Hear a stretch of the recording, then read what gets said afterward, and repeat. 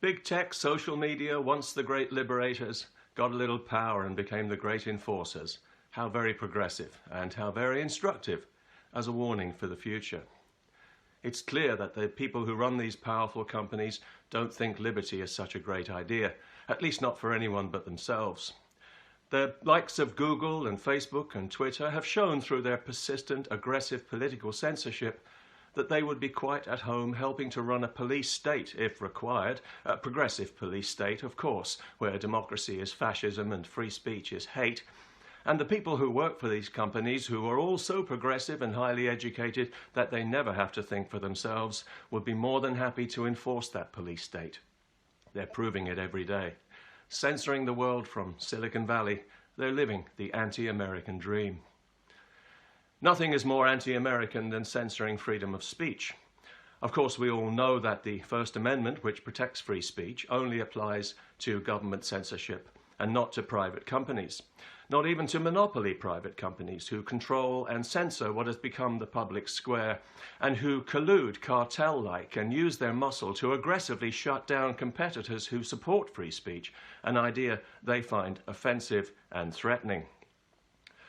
Now, of course, it would be wonderful if these dangerous bigots were subject to, if not the First Amendment, then to some kind of regulation, given the unearned and unjustified power they now wield. But really, this is just a nasty symptom of a much deeper problem that's been building for a long time. And that is that none of the people who work for these companies have any understanding of or respect for the First Amendment and the foundational values it represents, because they've been taught from an early age not to understand or respect it. They're all products of a progressive education, where they've learned that free speech is a thing to be feared and crushed because feelings come first. They've also learned that American values are intrinsically racist, that theirs is a culture to be ashamed of, and that everyone who isn't white, male, and/or heterosexual is somehow a victim of everyone who is and needs to be compensated for it forever. And this is not exclusive to America, of course.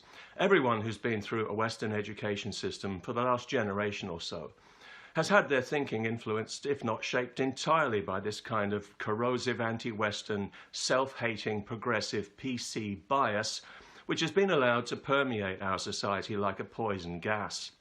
Because we have allowed its proponents to falsely claim the moral high ground and to get it into children as early as possible, ensuring that they grow up with all the correct self-destructive progressive assumptions, uncritically accepting the victimhood narrative of oppression and privilege and, above all, guilt that makes them the bad guy, along with the racist double standards, the divisive manufactured identity grievances, the deep ideological loathing of Western civilization and everything it stands for, and of course an acquired safe space reluctance to listen to any idea that they disagree with.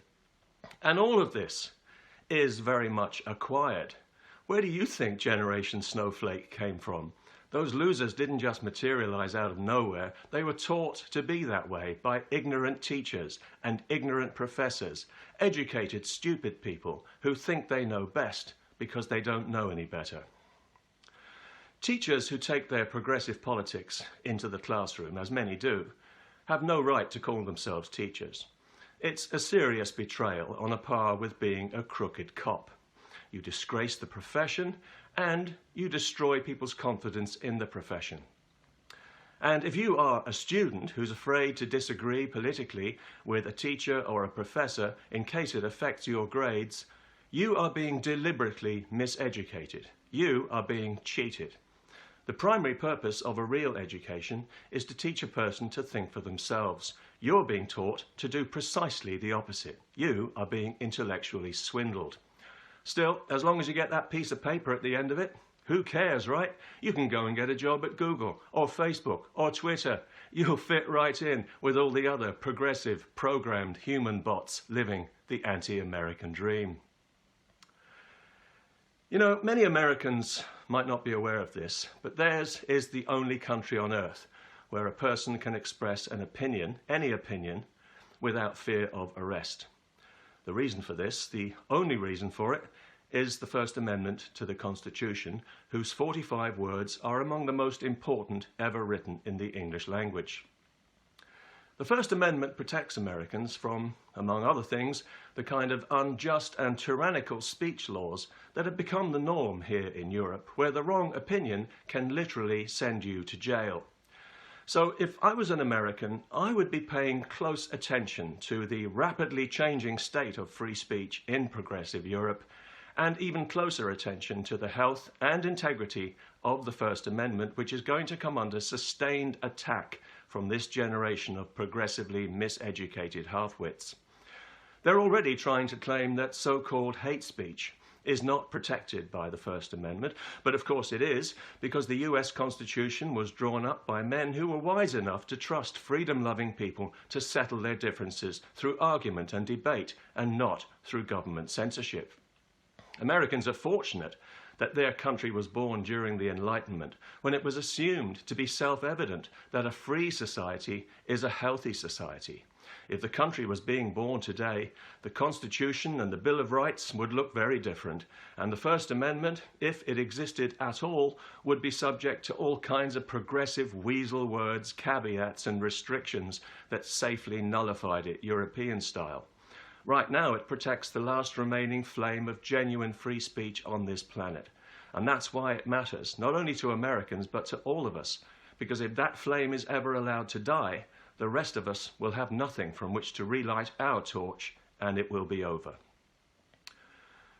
So you would think, therefore, that the vital importance of the First Amendment to global freedom would be prominently taught in American schools and universities as a matter of pride and as a matter of course. You would think that there would be constant reminders to students throughout their educational career of the unique liberties that they enjoy thanks to the First Amendment, and you would think that students would come out of the education system determined to promote and defend the First Amendment and their own liberty against all comers. You would think.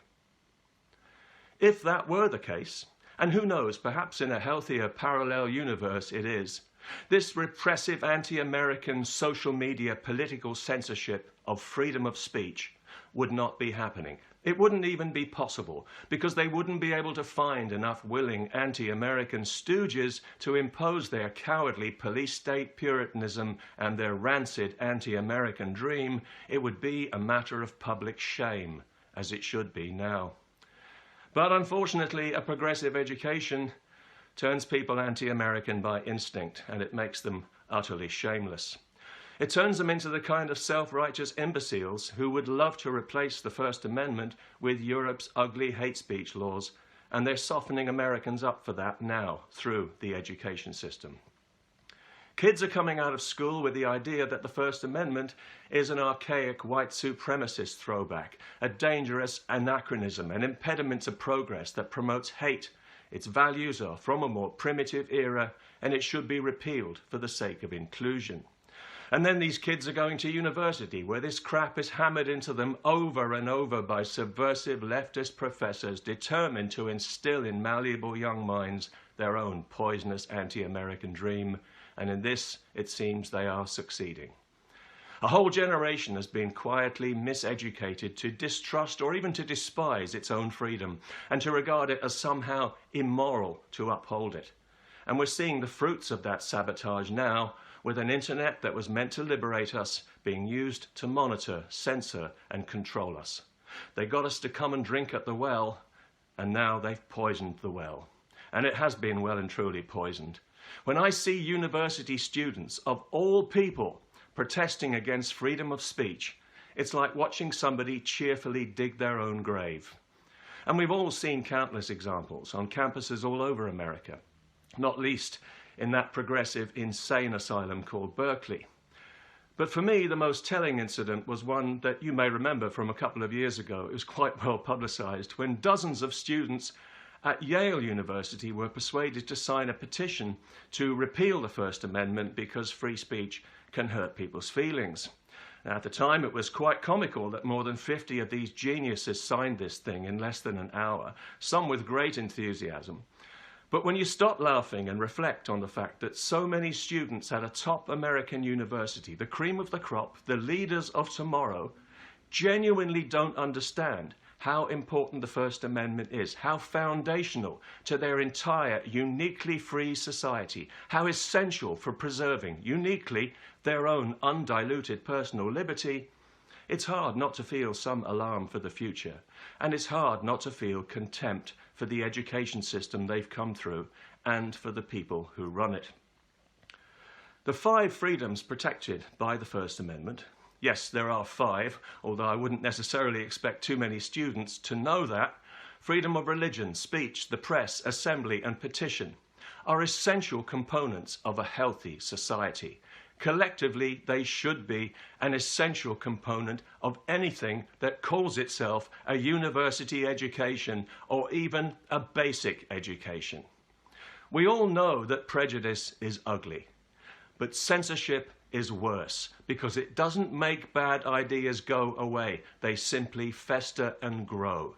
Get them into the light where they can be examined, dismantled and ridiculed to death. You know, the way we used to do things before we all went insane. Human progress depends on liberty and the free exchange of ideas. That has been conclusively proven. It's the reason why Western civilization is by far the most advanced in human history, and it's why societies that practice censorship always lag behind. They stifle themselves from within. The First Amendment to the US Constitution is a written guarantee that that can never happen in America. Each of its 5 freedoms reflects in its own way the very important core principle that nobody should be silenced, that everyone should have their say. That is the oxygen of our civilization. To restrict it is to commit slow suicide. And you can come out of university with all the letters in the world after your name, but if you don't understand that, and if you don't, therefore, understand and appreciate the profound wisdom in the 45 words of the US First Amendment, you have not been educated. You've been processed. You've been cheated. You've been swindled out of your birthright. And now you're living the anti-American dream.